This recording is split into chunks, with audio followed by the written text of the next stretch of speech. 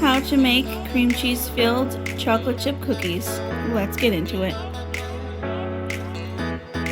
In a stand mixer or in a large bowl with a hand mixer, you want to beat half a cup of butter until nice and creamy and smooth, about 1 minute. Scrape down the sides of your bowl and add 2 ounces of cream cheese. Beat again until nice, smooth, and fully incorporated. I should also like to add, these two things should definitely be room temperature before you start baking. It'll help everything mix together well. You'll want to keep scraping down your bowl throughout the entire mixing process. Next, you want to add 2/3 cup of packed dark brown sugar.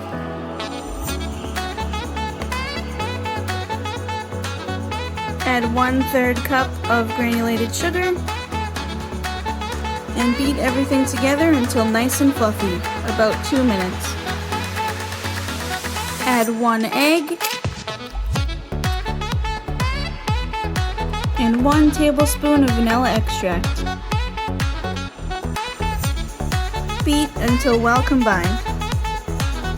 Add 2 cups of flour,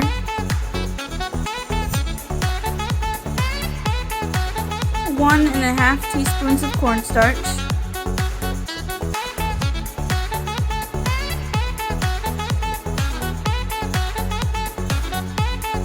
1 teaspoon of baking soda, and 3/4 teaspoons of salt.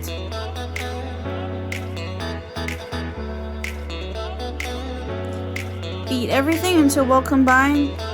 Well, beat everything until there's a little bit of light flour streaks. Don't beat it until all of the flour is fully incorporated because we still have to add our chocolate chunks.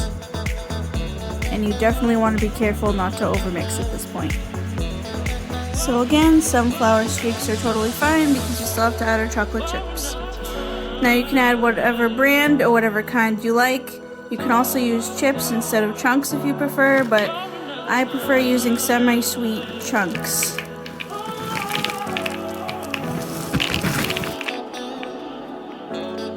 Mix on low speed until all your chunks and flour are fully incorporated, being very careful not to overmix.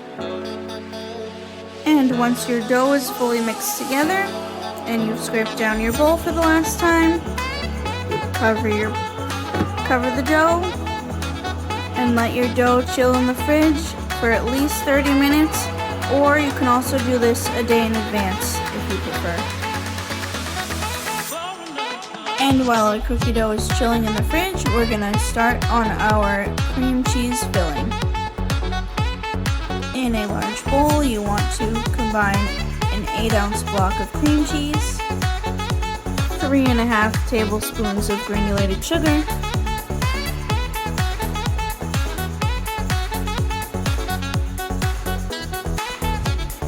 and 1/4 teaspoon of salt. Beat until well combined. Oh, and just as I said for the cream cheese before, this cream cheese should also be room temperature before using. It'll just make it easier to mix everything together. Once everything is well combined and you've scraped down your bowl again, you want to cover your cream cheese filling and freeze for roughly 15 minutes.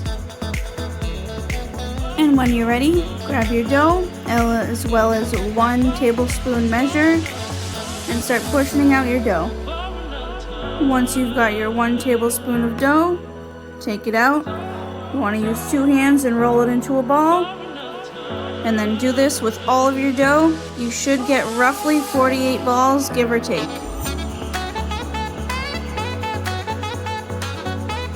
Now again, if you end up with a little less, no big deal. I ended up with about 36 myself, probably because maybe the chocolate chunks are a little too big.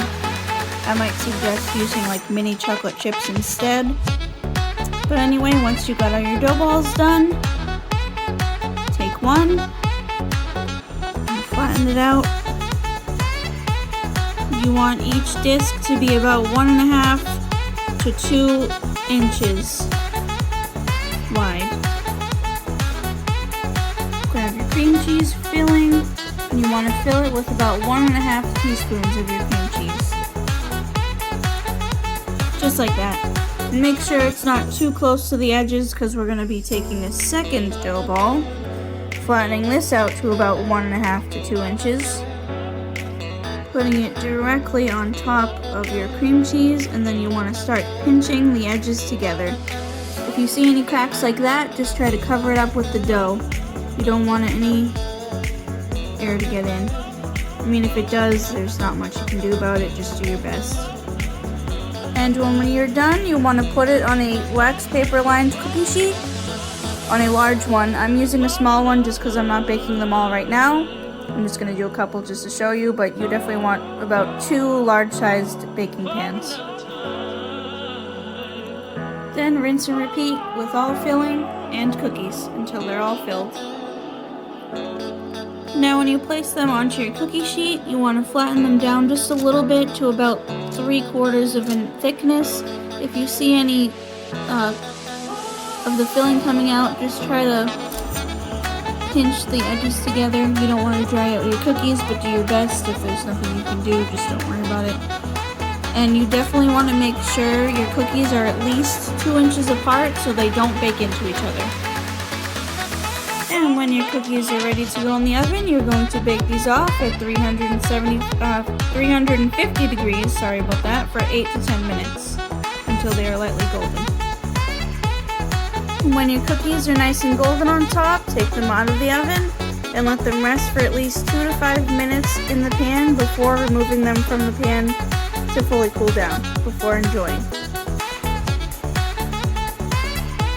But when you're ready, serve and enjoy.